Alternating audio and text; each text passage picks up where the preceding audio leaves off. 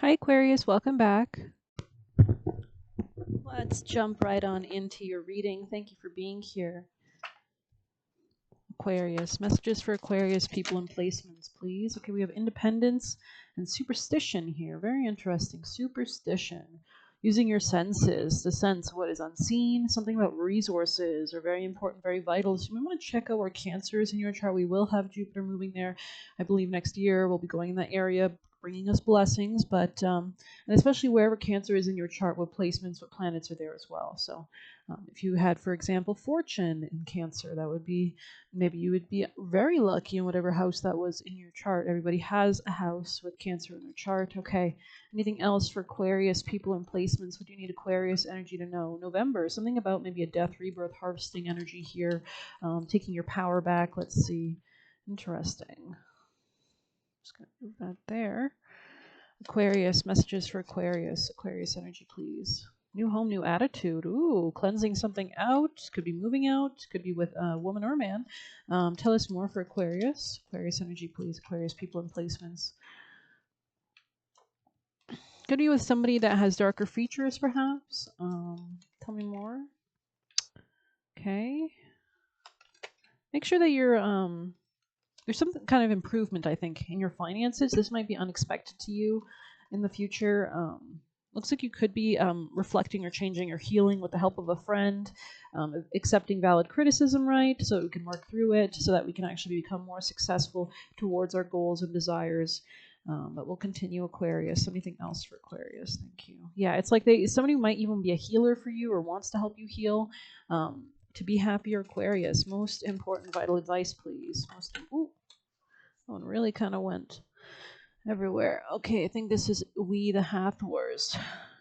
Deep love, mother's milk, birth as a portal. So there's definitely a gateway. You can see all the support, all those columns, all those very strong columns with the heads of different people on them. So this could be a lot of ancestors, baby steps here. Yeah, on the bottom.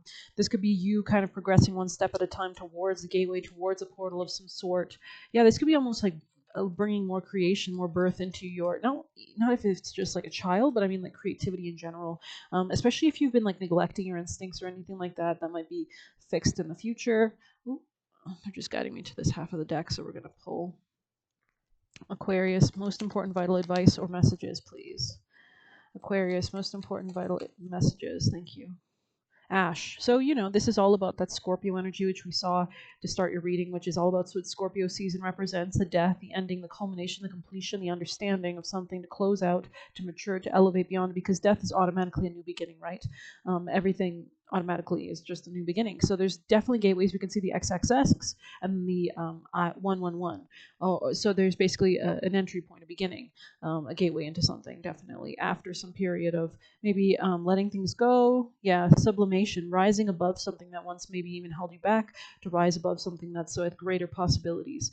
Okay, we're going to read sublimation. I think Sagittarius energy here is relevant. That kind of rising up, that seeing above the bigger picture could be vital as well. Maybe we'll pull one of these. Aquarius, most important. And there's a gateway here in the future position on that card as well. So it's like rising to something. Yeah, dove medicine. It's funny because we have the white bird there and the white bird there. Interesting. So yeah, maybe you're seeing birds around, or these are peace, more peace coming into your life. So number 10, exactly, with that ending and culmination, conclusion, and then that new beginning. So let's read. Yeah, this could be like a stronger sense of self, a stronger courage. We do have Neptune and Saturn about to move into Aries, I believe, next year. So we have forgiveness, freedom, and new beginnings. Thy wings are thick and strong. I see, for they have battered the most unforgiving winds. Be proud, be free, my child. Go on and soar like never be. That's exactly what sublimation is also about. This card, Sublimatio, which is all about being free, rising above things. So let's see. Doves are gentle, associated with purity, freedom, and peace. So there is a purification, a letting go, a cleansing, right? And improvement. Forgiveness is the dove's greatest gift, and it's through forgiving that peace and freedom is obtained. Holding on to the past is a type of prison that keeps you trapped within things that don't exist anymore. Perhaps you've replayed your situation in your mind, or maybe past hurts have prevented you from welcoming new experiences into your life.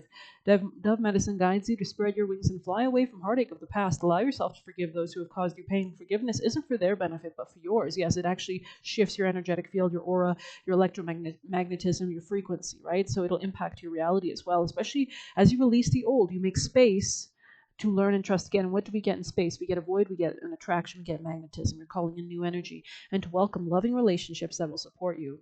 This could be something way more joyful in your home life, in your real estate, in your family life, more operating from the heart, leadership, not pride, not superficiality, but actually creative manifestation, heart, joy, right? This is about maybe even letting go of something. Sagittarius energy here again, adding to 9. So this could be about moving your current city, expanding your horizons, or just letting something go so that you can have a new beginning, so that you can finally release something from your hand so you can actually have room in your hand for something else, right? So very nice message. This could be making way for new relationships as well. The next number beyond this was 11, right? That's that portal. And it was the love card. It was new love. So that could be relevant. This could just be mean finances or whatever else Venus rules. We do have Venus full moon ruled full moon this week, right? The Taurus full moon at the end of the week with Uranus. So we're breaking boundaries, karmas from the past with Uranus energy, innovation in Taurus. So wherever Taurus is in your chart will be pivotal as well. I feel like I have to deal a bit of tarot just to call this a tarot reading, so maybe we'll grab you advice. What's the most important piece of advice for Aquarius people and placements? Most vital piece of advice. We have stepped back from everything to gain perspective. Interesting. You were strong, energetic, and ready to take on the world. And make sure that you are prioritizing your financial independence, especially if you're looking to break away from something or exit out of something. Financial independence will be most important, definitely. It's important that you have faith in yourself, that you have good faith, that you're not dissipating. Well, maybe it's okay if you're dissipating, but yeah, there's something about becoming way more mature about your finances going forward with the 10 of Pentacles at the top of the deck. Everything is in fruition, wisdom from all stages of life. So that's very important here, reflecting. We can see that image there. I don't know if you'd like to see that with the little dogs. Those kind of two cute, white, pure dogs. You can see some people talking. So that's interesting. Maybe you're talking about give and take dynamics or stability or what to hold on to, what to let go of. Interesting. I think we'll pull you guys an animal oracle. Aquarius' most vital piece of advice, please, for Aquarius folks, Aquarius people. This and that are true, but in the reverse, let's see, 20, dolphin spirit, something about love. You know, dolphins can represent the Ace of Cups in my other deck, so definitely either new self-love or new ability to attract all you desire, because love also rules finances in astrology. And let's see.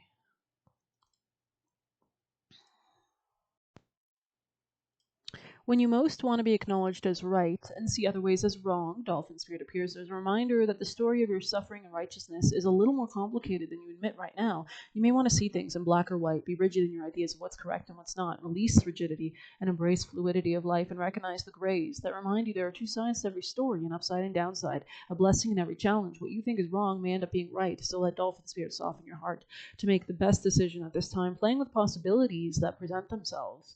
Interesting. Yeah, this could be about talking or your mindset or about give and take dynamics, health, daily routine, job. Yeah, this could be, again, it's adding to 9. So this is, again, about some kind of letting go or higher wisdom that needs to come in. Something about your belief. We have Jupiter and Gemini going retrograde right now. So we have Mercury and Sagittarius about to station retrograde. So there's a lot of, that Gemini is ruled by that Mercury in retrograde, and that Mercury and Sag is ruled by that Jupiter in retrograde. So there's a lot of kind of reconsidering our wisdom, which is what Jupiter rules. It also rules our spouse.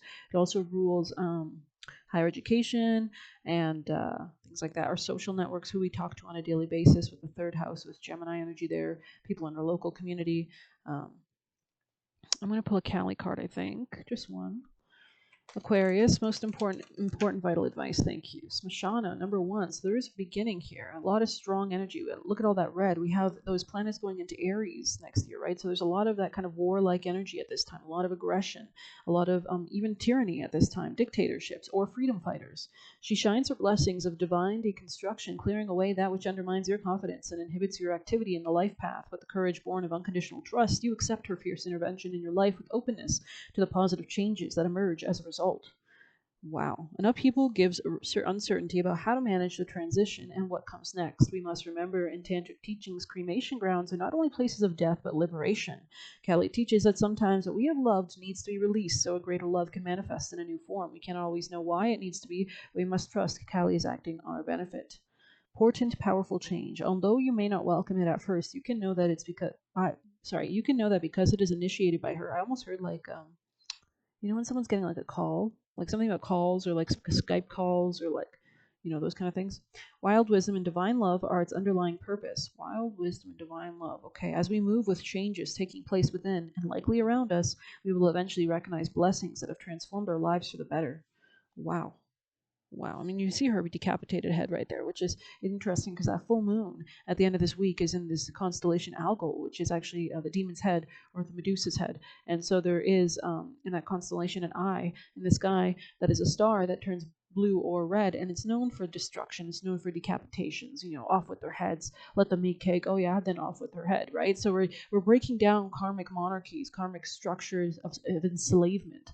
Right. So that's what's happening right now with that full moon at the end of our week in Taurus. So these are our values. This is our love relationships. Anything Venus rules is being impacted by this Uranian energy in that constellation of beheadings, right? Of kind of purification, of finally ending the beast, ending the demon. So that, I mean, I believe when Medusa was decapitated, you could check up the mythology of Perseus, but I think there was a Pegasus that emerged from her neck, which is kind of this liberation, this beautiful white Pegasus, and it's giving like that Lord of the Rings. I think there's like Gandalf calls on a white horse, so I don't know if you know what I'm talking about. You might be able to look it up on YouTube, but it's something about like fighting against Sauron, which is like greed, which is like that kind of vibe. And I believe actually Tolkien had a lot of Capricorn placements, and he wrote that book, which he was reflecting on governments, which is what Capricorn rules, also karmic patterns of enslavement or patterns that we don't mature out of, right? Bad karma, things we need to let go of so that we can move towards our north node. So go ahead and check that out in your chart, definitely.